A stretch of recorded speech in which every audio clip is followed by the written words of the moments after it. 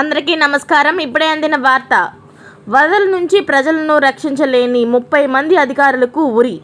ఈ విషయాలన్నీ తెలుసుకునే ముందు వీడియోని పూర్తిగా చూడండి, అప్పుడే మీకు పూర్తిగా అర్థమవుతుంది.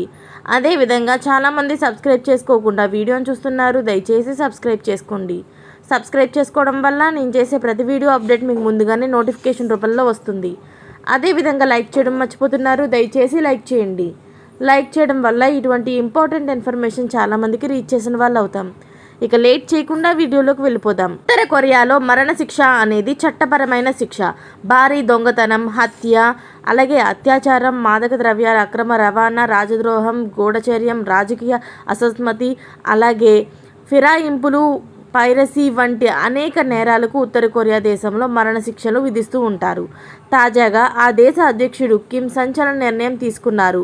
30 మంది ప్రభుత్వ అధికారులను ఉరితీశారు. గాంగ్ ప్రావిన్స్లో భారీ వర్షం కారణంగా కొండచర్యలు విరుపడంతో అనేక మంది మరణించగా గాయాలు పాలయ్యారు. వందల మంది నిరాశ్రయులు కూడా అయ్యారు. ఈ ఘటనను నియంత్రించడంలో విఫలమైన 30 మంది అధికారులను గత నెలలో ఉత్తర కొరియా ప్రభుత్వం ఉరి తీసింది. ఉత్తర కొరియాలోని వాయువ్య ప్రావిన్స్ జూలై నెలలో తీవ్ర వరదలతో దెబ్బతింది. వేలాది మంది నివాసితులు నిరాశ్రయులయ్యారు. అనేక మంది మరణించగా వందల మందికి గాయాలయ్యాయి. చైనీస్లో జరిగిన అత్యవసర సమావేశంలో విపత్తును అరికట్టడంలో నిర్లక్ష్యం వహించిన అధికారులపై కఠినంగా వ్యవహరించాలని కిమ్ జోంగ్ ఉన్ అధికారులకు ఆదేశించారు. దీంతో 30 మంది అధికారులకు ఆగస్టు చివరి వారంలో ఉరి తీసినట్లు తెలుస్తోంది.